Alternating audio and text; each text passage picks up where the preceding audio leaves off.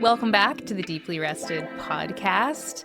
Before I introduce you to today's guest, I want to give a shout out and a huge thank you to Kathleen, who left a 5-star review for this podcast on Apple Podcasts. And she said, "The Deeply Rested podcast is pure gold for anyone who feels resistant to a conventional business mindset, but still wants to find a way to feel successful with their small business on a fundamental, soul-nourishing level.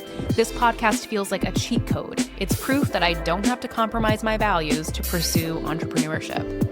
Wow. Kathleen, thank you so much for your kind words. And if you have been enjoying the Deeply Rested podcast, I would be so grateful if you could leave us a 5-star review on Apple Podcasts. You don't even have to say that much, but your 5-star review alone helps us tremendously in growing this podcast and finding more listeners for these deeply important conversations. So thank you so much for your support in reviewing the podcast. Now, on to today's episode.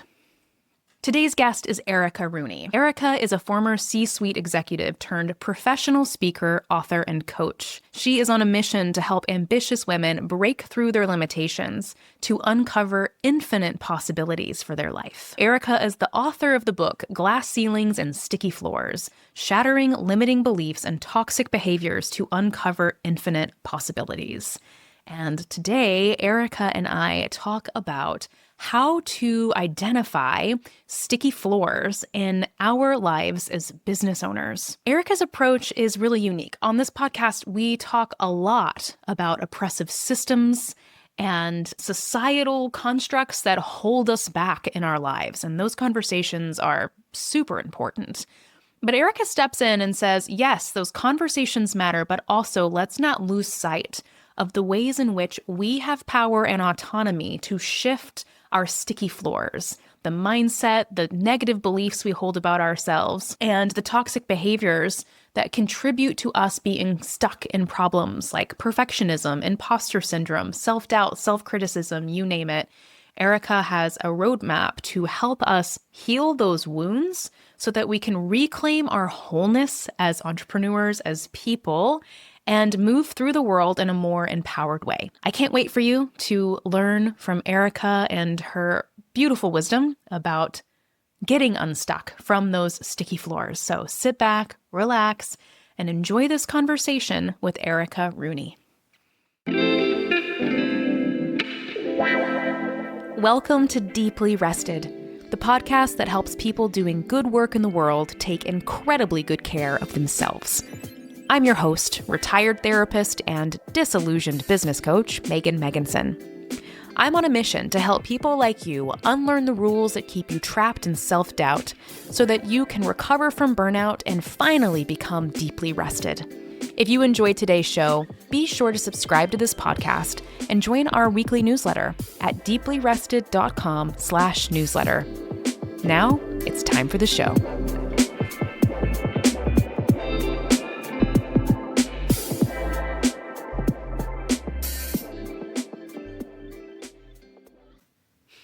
Erica, welcome to the Deeply Rested podcast. Hey, I'm so pumped to be here with you. I am thrilled to be here. Just so everyone knows, I had the privilege of being a guest on Erica's podcast before we recorded this interview. Erica, tell us real quick the name of your podcast, where people can find it. Yes, my name is Glass Ceilings and Sticky Floor Podcast, and you can find me wherever podcasts are. Wherever you're listening to this podcast, I'm there too. So Glass Ceilings and Sticky Floors, the podcast. So it's such an honor, Erica, to have you on my podcast after I was interviewed by you on yours. Thank you for being here. And we are going to have a really juicy conversation today. So, Erica, you recently left corporate to go into business for yourself full time. And I want to know, what is your biggest fear right now as a business owner? I think if you look at the outer layer fear, because I feel like it's almost like 2 layers. As soon as you said that, I was like, well, there's the fear on top, which is, oh my God, I'm never going to make enough money to live. But the underlying fear, I think underneath that, which is really like where the juicy stuff is, that people aren't going to like what I have to offer. 1000%. Yes. Because we can get over the I'm not going to make enough money fear, right? We can strategize our way out of that fear. We can data check the fear that I'm not going to make enough money. Okay, let's make a plan on paper. Let's start a spreadsheet. Let's look at like how we can make enough money for this to be sustainable. But that deeper fear, right? Are people going to like me? Are people going to like? Because when I hear people say, are people going to like what I have to offer? I think we could take that even another layer deeper, right? And it's like, are people going to like me? Yeah. I mean, it just tracks back to belonging so quickly because what we're doing in these businesses, it's so deeply personal. Tell me about that for you. Like, in what ways does this business you're creating feel personal? And what would it be like for you if you did get the feedback that nobody liked what you were offering? Oh my gosh. So, a lot of what my business is keynote speaking, so being up on stage, and then also executive coaching with women. And I do feel like this fear exists in both of those pieces, right? When I'm looking at the keynote speaking piece of it, I feel, wow, if I got that feedback that you sucked, Erica, you weren't any good, we're never going to invite you back, it would be crushing because I would take that as such a sign of I can't do this work, right? It would then turn into this whole like imposter syndrome, like I guess I'll just have to go back to corporate kind of thing. When it comes to more of the individuals and working with individuals, it's not as deep there as I don't worry that they're going to like me. I think that is more with the keynote side of it. But I think when it's with the individuals, it's going to be like, they're not going to believe I'm qualified enough. So if somebody pays me all this money and they sign up with me and they work with me and they're like, wow, Erica, you suck. You provided no transformation. Then I think from an individual standpoint, I'd be like, I know that's not really true, but maybe it is for you. Because I do believe that there are 8.3 billion people in this world and that not all of them are going to like me. So I'm good with that. But for me, being up on stage and kind of having that like open vulnerability just like out there for everyone, because I tell some really personal stories when I do my keynotes. And for them to hear that like, wow, Erica, that stunk, you're no good, I would take that on a much more personal level. When you were doing your corporate work, I'm imagining that you were also speaking to groups and leading trainings and seminars. Did you feel the same weight when you were delivering talks and trainings for somebody else, for your company? Did the stakes feel as high for you as they do when you're representing yourself and your business out in the world? I don't think they did, honestly, because a lot of what I did in corporate, which is very HR-y and employee experience, it's almost prescriptive, right? And it's not as personal. You know, it's about the employee experience. It's about talent acquisition and recruiting and all of these other things. Whereas the stories that I talk about now, which are all about the limiting beliefs, the toxic behaviors that keep people stuck, I'm talking about my sobriety journey. I'm talking about feeling like I constantly had to code switch as a 2-year-old bouncing back and forth between divorced households. And so that's who I am at my core, right? Like you can strip away all of the HR stuff and take that with you wherever you want to go. But all of the other stuff is what makes up Erica Rooney. And so I think that when we're talking about corporate versus my business and my life, it does feel very different. I don't think we talk enough about how deeply personal our small businesses are and just how profoundly vulnerable it is, especially when you're a personal brand, to show your innards to the world and to connect your personal stories and your lived experiences with the services that you're offering adds a whole other layer of complexity into the mix. So it is really easy for us to get a bit emotionally overwhelmed by the whole experience, which I think leads into some of the work that you do. So I'm going to take us in that direction now, if that feels okay for you. Yeah. You wrote a book called Glass Ceilings and Sticky Floors, Shattering Limiting Beliefs and Toxic Behaviors to Uncover Infinite Possibilities. I want to first talk about sticky floors because I think we're sort of already talking about sticky floors. So can you tell us what are sticky floors exactly, and what are some examples of the most common sticky floors you hear in your work with clients? Yes. So sticky floors, in essence, are just the limiting beliefs and the toxic behaviors that keep women stuck. So it's the perfectionism, the imposter syndrome, worrying about what other people will think of you, belonging and all of that. But it's also the toxic behaviors like too much wine on a Wednesday, doom scrolling TikTok when you should be resting and doing things that rejuvenate your soul, fill your cup. But what I would say in my work, the most common sticky floors that I see are, first of all, knowing your worth. On my podcast, I ask every single woman who's on, what is the one piece of advice you would tell your younger self? And the majority of them all have some form where they say, I wish I knew my worth.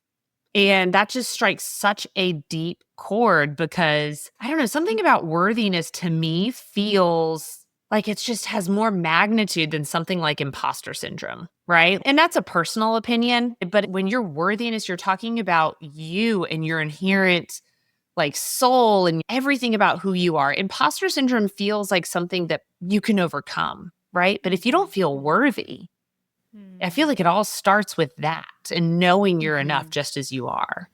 Imposter syndrome, it feels very cognitive to me, right? It's a cognitive construct for understanding a struggle that we have in the material world, right? Okay, imposter syndrome, it means this. It comes from this place. Such an important conversation to have. But you're dropping us deep into the soul to say, like, wait, imposter syndrome, that's just a way our mind is making sense of this thing that we're struggling with. Actually, can we go deeper and look at our core wounds around worthiness, around being broken versus being whole, belonging versus, being exiled? But I think you are inviting women to really get underneath the surface, to look at the deeper wounds and the deeper needs that really, when we make space for this conversation, the conversation about worthiness, it feels more positive in a way, right? It feels more empowering than just talking about imposter syndrome. It does. And to me, imposter syndrome almost feels like what you would show up to an executive coach with, like, here's my problem. It's imposter syndrome, much like you might go to a doctor and be like, I can't sleep. That's the problem. Whereas when you're talking about feeling worthy, it's like, wow, that goes all the way back to childhood. It goes very deep. And yeah, when you're talking about things like imposter syndrome or perfectionism, you can really look at the situation and create a game plan as to how to get out can of problem it, solve. Right? Yeah. But when you're talking about your worth and it's like, you just have to believe that you are enough. Well, what the hell am I supposed to do with that? And we think about, or at least I think about, I've got a 6-year-old daughter. So I'm always thinking about, I always want her to feel like she's enough, that she is worthy of whatever it is that she goes after. And I never stop and think, oh, I hope she doesn't suffer from imposter syndrome, or I hope perfectionism doesn't hold her back, right? Like, those are real things that absolutely hold you back and can hold women back in corporate America. But when you go deeper and it's that layer of worthiness, of knowing that you are enough, is something that you have to know and feel in every inch of your bone. And it is a daily practice and daily work for many people. Yeah. And so I think that's really what we need to be focusing on. I couldn't agree with you more. I think it's like you're getting right to the heart of it. And again, we want to honor that these other conversations are really important, especially for business owners, right? Looking at where imposter syndrome is holding you back and marketing your business and selling more creative services, looking at where perfectionism is really blocking you from getting your work out into the world because you're just holding on to it and waiting for it to be perfect before you show it to anyone. These are real challenges, and problem solving around those challenges is great, super helpful. But if you're not also looking below the surface at your own worthiness and how you feel in relationship to yourself, how integrated you are inside of your own soul, all the problem solving in the world isn't going to get you unstuck from those sticky floors.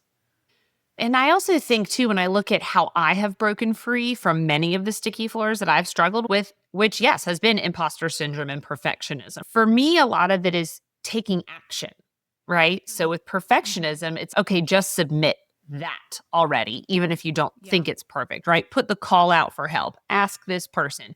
And you can take these very clear steps that then start the ball when it starts rolling and you gain momentum. Whereas like worthiness, it's not like you can have this checklist of things you need to do over time and you will then feel worthy, because it really is a practice of getting quiet and recognizing like all of the things that we surround ourselves that we think make us worthy, whether that's the nice car or the nice house or the job title and the pay, like with all of that falls away and you're left with just you.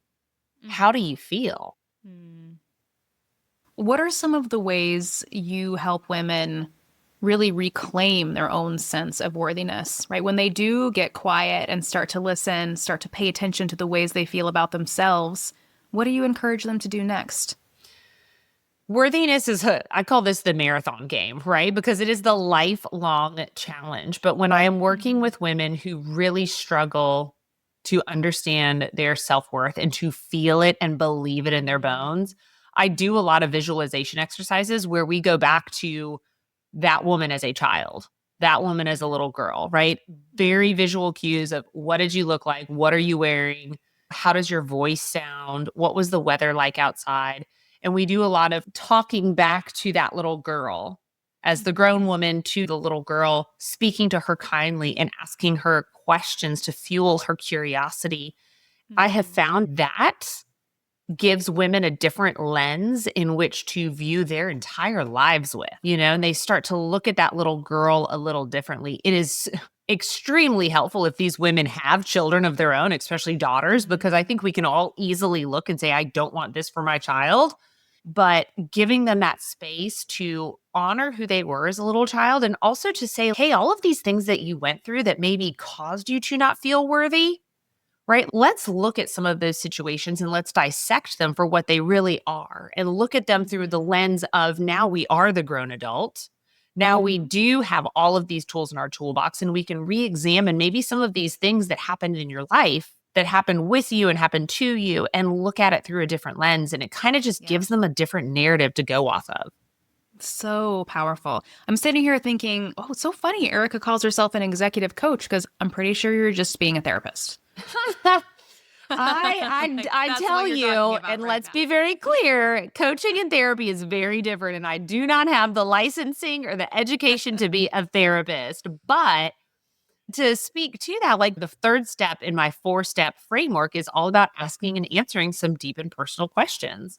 So a lot of the work I do is very reflective in nature, which is a little similar to therapy. It's therapeutic, right? Of course, there are like boundaries around what it means to be in therapy, what it means to be in coaching. But what I'm hearing is that you are bringing a profoundly therapeutic lens to the coaching work that you're doing, which, in my opinion, is the kind of coaching that actually creates meaningful transformation. Because if we're not looking at these deeper pieces, at our history, at everything we bring with us into this present moment, we're not getting deep enough to really understand the root of some of the struggles that we're having. So I love that this introspection and this reflection is a part of the process you're walking these women through. And you said you have a 4-step process. Do you want to just tell us what those 4 steps are? Yeah, I'll walk you through really quick. It's called the SNAP framework. And the S stands for stop and take note of the physical sensations that are going on in your body. Because there is that great book out there, which is written by a therapist that says the body keeps score. And your body does tell you and signals to you when something is not feeling right. All of those mechanisms are put into place for us to recognize danger, which today could be raising your hand in a meeting or speaking up. So it's all about stopping and taking note of what's going on in the body. And that very first step for me, it's a pattern interrupt. And it kind of stops that spiral. So if you just say, okay, whoa, something wild is going on here. I'm feeling a racing heart. My palms are sweaty. I'm feeling anxiety. That is your pattern interrupts. And then you move to the N, which stands for naming that sticky floor. Because once you name that sticky floor, you can start to take your power back over that sticky floor. And I once had a mentor that used to say, you can't unring the bell. So for me, for example, one moment when I really was feeling imposter syndrome and I was like in a room and I was so anxious and I could not wait to get out of that room that the second I saw my opportunity, I bolted out. I got into the elevator and it was like, whoof. I was in a safe spot and I was like, okay, this is weird. What is going on? And I said, it's imposter syndrome. And that leads me to the third question, which is to ask and answer the deep and personal questions. Is this thought helpful? Usually it's not. And is this thought true? Sometimes it is, but then that takes it back to thought 1. It's usually not helpful. And then you move to the fourth step, which is the pivot step. And that's simply the reframe. It's just looking at it a little differently. So for example, when I was feeling that imposter syndrome at the event that I was just telling you about, I went back to my hotel room where I was and I asked myself all these questions like, why are you feeling this level of imposter syndrome? And the answer was, I was in a room full of people that were very skilled keynote speakers. This was before I ever started speaking. And I completely felt like a tiny minnow in a pond filled with whales. So once I was able to look at it through that lens and kind of separate myself from my feelings and my emotions, that's when I was able to then have enough space to choose a new pivot where I could say, okay, I am probably one of the least experienced people in this room, but wow, what an opportunity for me to be surrounded by all of these professionals who know their craft so well. And it gave me enough courage to go back the next day and to show up and to speak up and to raise my hand and to participate and have a way better experience than had I just let that imposter syndrome rule. Wow. I love Snap. That's so great. I love that you said it's simple but not easy. That's true for the best work. The best healing work we do on ourselves. It's so simple. It's so simple. It just like boggles the mind. But it's really challenging, and you have to just really be able to meet yourself with so much fortitude and persistence. It's such a beautiful process to be engaged in. And I often say that I think one of the most beautiful things about being a business owner, one of the greatest gifts about owning your own business, is that you get to do your work in the world and get paid for it while you're healing yourself, which is so cool, that we get to create these businesses that serve other people, but really they're serving us first and foremost, because we are getting to heal our own wounds and really reclaim our sense of wholeness while we're doing good work in the world. I just think that's the coolest thing.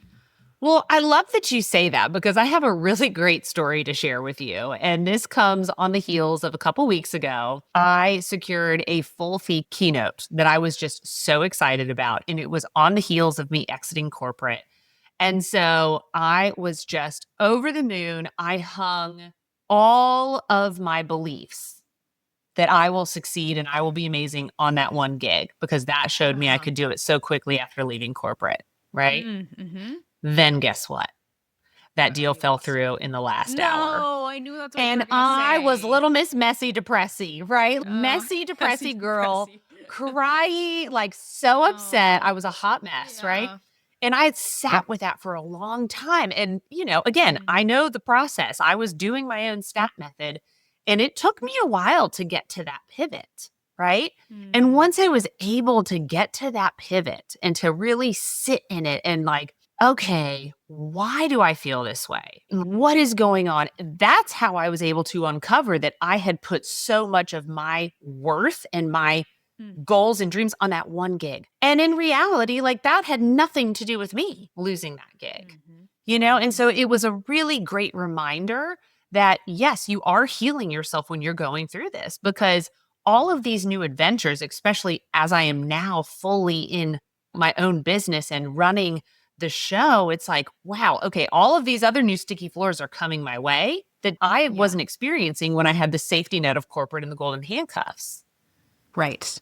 Yes, because again, once we leave working for someone else and we're doing our own thing, it is deeply personal. There's no hiding behind someone else's mission or someone else's playbook. It's all you. Yeah. So that whole saying of like, it's not business, it's personal. Like when you run your own business, business is personal. It is so personal. Yes. One of my business mentors said to me once, almost all business problems are personal problems in disguise. I like that. And it's really true. And I think you are giving us some language. I can take that one step further in my own mind now. Business problems are personal problems in disguise. Yes. And what is that problem? It's a sticky floor. And can I really start to think about, well, what is the sticky floor? What's keeping me stuck in this place where I feel yucky or I feel bad about myself or I don't believe in my ability to move forward? I want to offer listeners, I love that we have this SNAP method, right? We have these 4 steps that we can follow to really explore once a trigger is activated.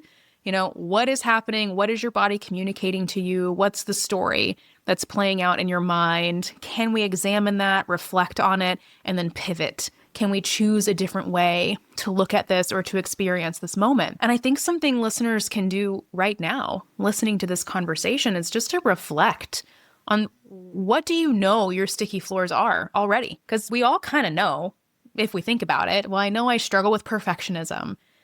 I know I struggle with self-doubt. I know I struggle with fear of failure.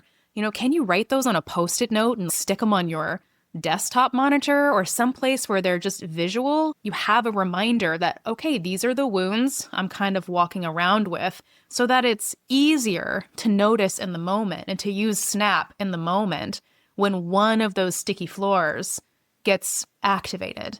Yes. What do you think about that idea, Erica? I actually tend to leave my pivots on sticky notes everywhere because I don't want to be reminded that I struggle with imposter syndrome. I already know that. But sometimes just having that sticky note, where one of my favorites is the pressure is always a privilege. And it's like when we know we have a big gig coming up or we're waiting to sign a deal, like, wow, I am very privileged that I could leave corporate and run my own business, right? Or I'm privileged that this company selected me to speak up and share this message in front of their audience of 1,000 people, right? Am I nervous and scared as hell? Absolutely, because I want to do a good job, right? But that is a privilege that I have. And so that is a sticky note. It's up on my computer screen. I keep it there all the time because that sticky floor bubbles up a lot. Yeah. And so I'm a big fan of, if for example, you're really concerned about how you look in a swimsuit, right? You don't want to take your cover up off at the pool because you're worried that all your other perfect mom friends are going to be looking at your cellulite. You take your pivot and you put it up on that, what do they call them? I want to say life-size mirror, but it's not that. It's the big mirrors in your closet. And you remind yourself that I am beautiful just as I am, and my body, created 2 kids, or my body runs marathons, or my body does whatever, right? Like our bodies are amazing things. And we're sitting there looking at a dimple that we have on our butt. How about we think about the things that our body does do for us? And one of my favorite stories that I tell all the time in my keynotes is about my friend Mallory, who had stage 4 breast cancer at the age of 29. And she had 2 little kids, had to do chemo, double mastectomy, radiation, the whole shebang. And I remember one day laying in bed, it was like freezing cold. It was winter. I'm scrolling Instagram, basically putting off working out because I just really didn't want to get out of my nice warm bed. And I landed on Mallory's page and it popped up, and she was doing a video where she was raising her arms up to the side of her, like she was going to do a big T, because she was just showing how much of a range of motion she had after her double mastectomy. And she started talking about, like, I can't wait to get back to doing things normally, like pick up my kids and go for a walk and work out. And when I saw that, I was like, dang, perspective shift, because I don't have to work out. I get to work out. Mallory was over there wanting to do it. And so when you start to kind of look at it through those different lenses and you remind yourself with these sticky notes wherever you are, like you can keep that positive refresher in your brain. And you can get back to that better perspective faster. I love the focus on the empowering. I'm not even going to say positive, right? Let's not be binary about it. Is it positive or negative? That's not helpful. But it's like, how does it make me feel? That's what I'm hearing from you, Erica. When I see the reminder on the sticky note, does it make me feel empowered? Like I want to step forward. I want to step into that. Or does it deflate me? Does it send me deeper into the struggle or the shame that I'm already experiencing? Let's move away from that.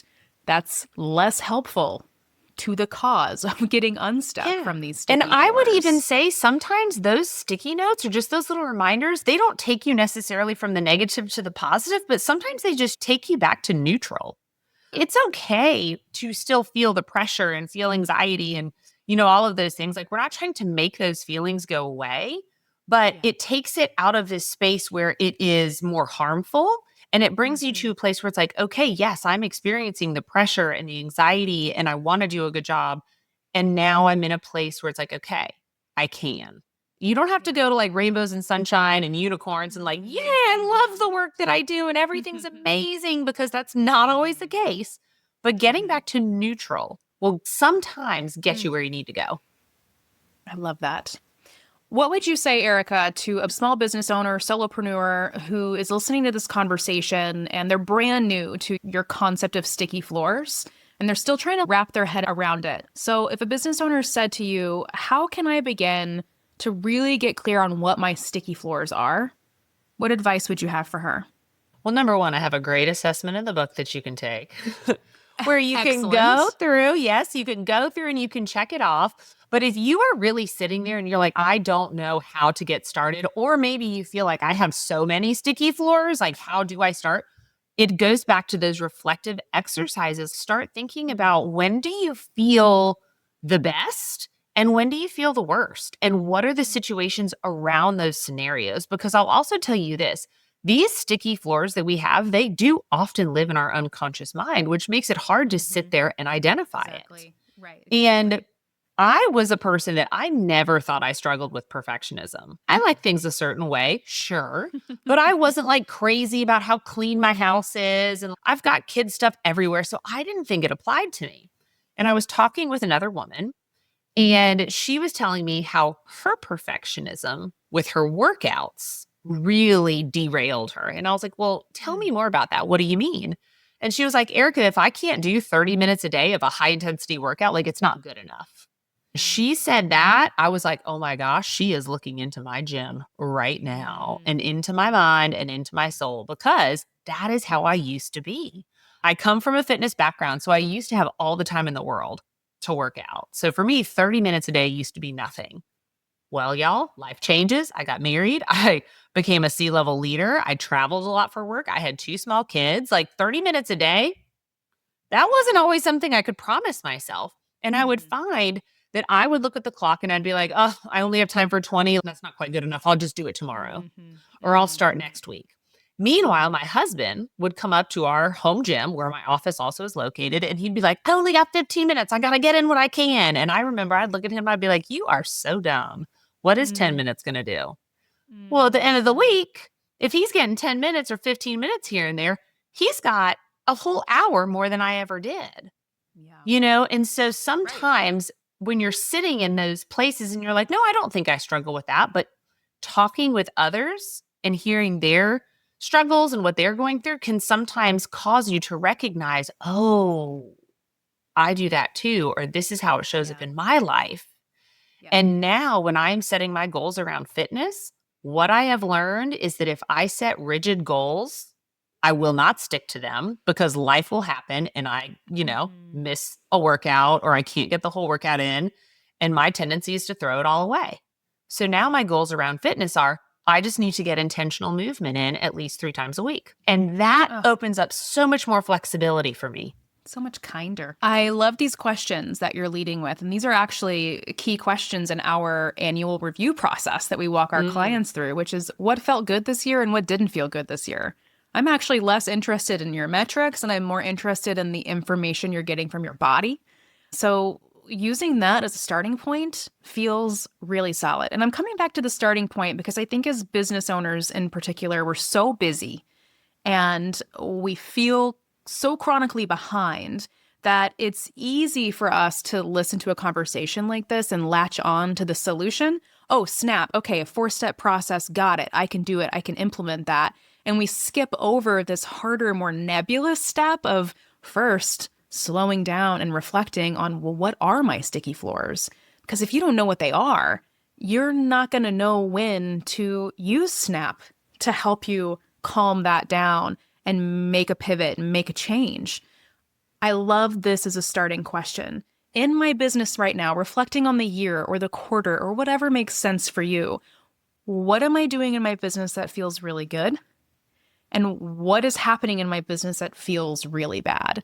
I absolutely believe that question is going to lead to some sticky floors, because a lot of the things that feel bad are rooted in imposter syndrome, perfectionism, burnout, self-doubt, self-criticism. I think, too, that starting with an exploration of our fears is a really great place to get some important data. Like, what am I afraid of? Just like where you and I started at the beginning of this conversation, we can dig deeper into our fears to see what is the sticky floor that's keeping me really stuck in this fear cycle. They do. And I'll also, because we're talking with a lot about business, comparison and comparisonitis is such a sticky floor. So When people are trying to figure out what are my sticky floors, a lot of the work that I do does center around your personal definition of success. And by way of that, where are you getting that definition of success? And that usually pulls into this whole thing of comparison of like, well, this person did X amount of revenue or keynotes or clients or whatever the situation is. So I need to grow to that. And, one of the questions that I asked myself when I was leaving corporate, because initially it was like, okay, I've got to remake my corporate income in a year. That's going to be my goal. Let's do it. But do I need my entire corporate income again? For me, I don't. To live the life I want to live and travel and all of that, I don't have to make the money I was making in corporate. For some people, that won't be the answer. But I always ask people to really sit down and define what success looks like for them and only for them, not what they're seeing in the newspapers, not what their friends in the industry are doing, because you don't need 800 clients to be successful. You might only need 3. I'm so glad that you're saying this. I mean, it is the core of the deeply rested philosophy, right? Let's get really clear on what matters to us, what are our values, what are our needs, and build our life around that and use our businesses as these vessels to create the lives that we actually want to live, not the lives that we just think we're supposed to live because we're copy pasting someone else's method, comparing ourselves to other people. And I just feel like the wisdom you're bringing in around the sticky floors and your really practical strategies for how we can get unstuck and really important medicine for everyone who is trying to do this work as a business owner. So I'm so grateful for the work you're doing in the world and for the way you're making these really big conversations so pragmatic and easy to digest. That is really phenomenal. And I'll just say, because, we're all about anti-capitalism here in the deeply rested world, that there is something about what you're empowering women to do that is so powerfully aligned with the anti-capitalist mission. Because what capitalism wants us to do in our businesses is to treat our bodies like machines and just to produce and produce and produce until we have exploited every cell in our body and we can't do it anymore.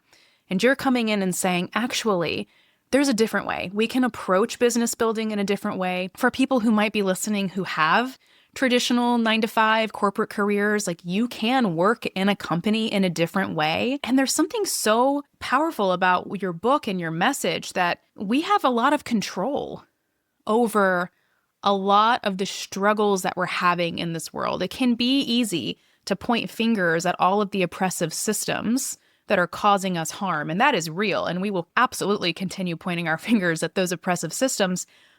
But let's also create a lot of space to look at where we do have agency and autonomy and power to create positive change in our own lives. Is that part of your mission? Yes, and that is why I wrote the book. And I love this because I actually got a piece of feedback one time about my book that I wasn't going after the systems and the bias and the harassment and the discrimination. And I was like, whoa, whoa, whoa. I am all about that. I am here to crush the patriarchy. But I also know that there's a gender pay gap that is so wide, it's going to take 132 years to close. Women face a leadership gap, a confidence gap, a mentorship gap, the broken rung, the glass cliff, all of these things. And it can be so frustrating and depressing and heartbreaking to hear all of that and look at it. And it can just make you feel so helpless, right? And so the book is really all about what's in my control, right? And guess what? Spoiler alert, people, you are never stuck. If you are in a company where you are experiencing bias and harassment and discrimination, guess what? You can leave. You can find another opportunity. You can go someplace where you're respected and where you're safe and where you're valued. And some people say, well, I can't do that right away, or I'll never make as much money. And there's all these buts that you can fill in there and these reasons. And that could be your own sticky floor, right? Is that you would prefer to stay with the devil that you know rather than go out into the unknown, right? But that would be your own sticky floor. That's not a system. That's you being scared to go out and try something new.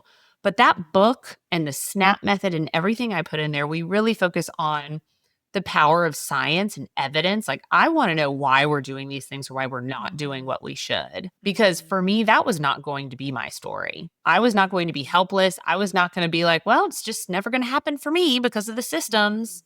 And so it's all about taking control over your own life while we do the work for the systems to change. Thank you for saying that. I think, putting this through my own filter, we can absolutely acknowledge and honor intersectionality and look at the ways in which we are being oppressed and we are being held back. At the same time, we can look at, where do I have power in my life? Where do I have control and autonomy and the ability to make a shift? And I honor that the shift I'm able to make is not going to be the same shift that a woman in a different SES, a different racial identity, a different part of the world is able to make in her life. But we are all able to change something about what is happening in our lives, in our bodies, in our environments right now. And when we get more curious about where we can unstick ourselves from some of these sticky floors, we become stronger. That's what I'm hearing in your stories. We become stronger. We feel more belief in ourselves. We have more confidence and more courage. And then the ripple effect really begins, because the more confident and courageous we are, the easier it's going to be for us to do some of the revolutionary acts needed to change these larger, more powerful, oppressive systems. Totally honor the complexity of this conversation while also looking for my personal power and control in my individual life. I heard the most beautiful analogy one time, and it was all about a woman who, with every should that she assumed, I should act this way as a wife, I should be this way as mother, as an executive, as a business owner, as a leader, she was putting up these golden bars around her, and she was building herself a very beautiful golden cage. And it's a cage of your own doing, right? And the door is not locked, and you can open that door and you can walk out at any point in time. But we, I think, so often just accept what society gives us as all the things we should be doing and we have to be doing. And we build ourselves into our own cages. And they're golden cages and they're gorgeous, right? Like, I live in a very wonderful home in North Carolina. We are a family that has 2 cars and a dog and a lot of privileges that come along with someone who left a C-level job in corporate America. But all of that could go away in a moment, right? All of that could go away in a moment. And I could also undo all of that. And I like to tell people, we have the possibilities to do anything, but we put ourselves in our own cages of like, this is the home I live in. These are the bills I have to pay. This is what I have to do. Guess what? We could all move into an apartment with no cars in New York City and have a totally different life. But we build these cages around ourselves, around what we think we can do, what we think we should do. And we never stop to open that cage door to see, is there another possibility? Yeah, there's just a couple of things popping up for me as you say that. One is being really careful, again, not to step into comparison and not to assume that the ways I'm holding myself back are the ways all women are holding themselves back.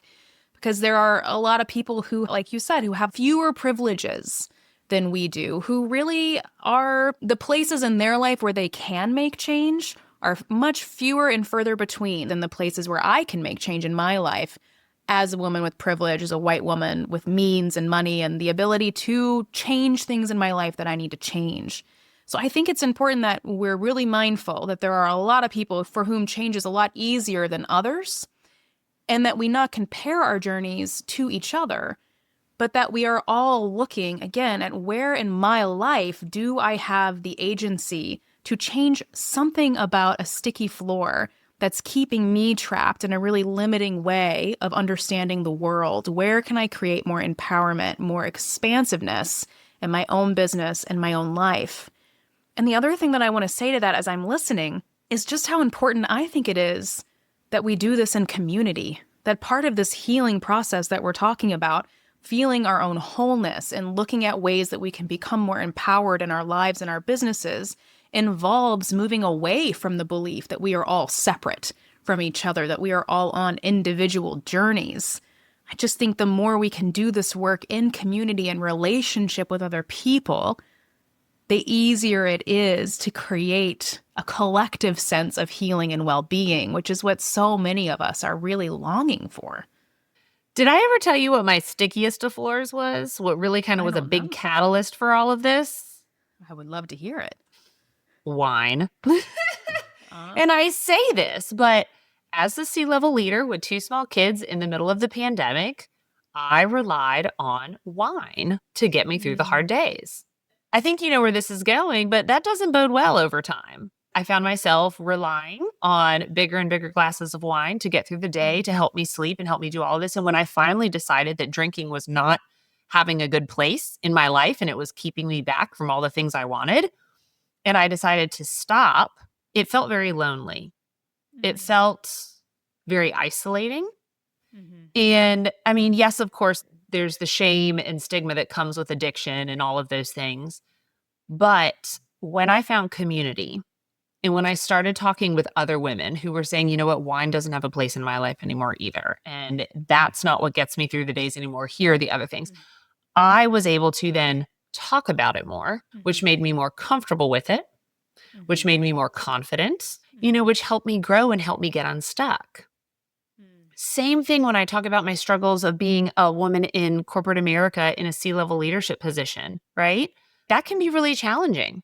And I live in a neighborhood where there aren't a lot of other women who are working. A lot of women stay home with their kids, and that is a very important job. I relied on them for so long while I was traveling, for work and stuff like that.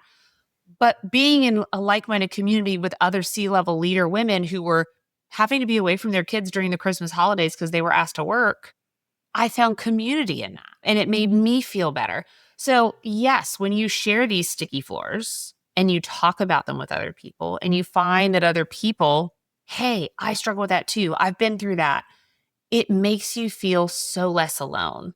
And all of that really brings us back to the very beginning of what we talked about with belonging and connection and all of that. But it's like when you can talk about those things and you find your community, there's just a levity to it all where you're like, okay, if she can get through this, so can I. And so I share that with you because we're not meant to go through this world alone, and we're not meant to deal with these sticky floors alone. With whatever you're struggling with, I guarantee you there's somebody else out there who is struggling with the exact same thing. Thank you so much, Erica. I am really grateful for what you're bringing to this conversation, and I'm so excited that you're joining the world. You have joined the world of entrepreneurship, and I have a feeling that your glass ceilings and sticky floor work is just going to gain so much more depth as you're able to apply it to the life of the business owner. And I can't wait to hear what you discover as you deepen your own journey in this space. So thank you for being here. Thank you for sharing this with us. And I would love for you to let listeners know where they can find out more about you and your work in the world. Yes. Well, you've got the podcast, the Glass Ceiling and Sticky Floor podcast, wherever podcasts are found. You can also hit up my website, which is ericaandersonrooney.com. And then please connect with me on all the socials, Instagram, LinkedIn. Those are my 2 favorite. So message me. Tell me you heard me on the Deeply Rested podcast. I love, love, love connecting with other people out there. And please share your sticky floor with me. Let's chat. I love that. And of course, buy Erica's book, Glass Ceilings and Sticky Floors by Erica Rooney. Erica, thank you so much. I look forward to talking to you again soon. Oh, thank you.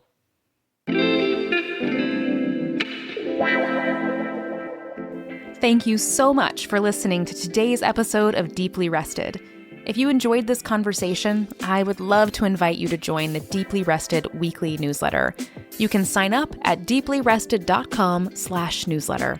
I hope to meet you in my inbox very soon.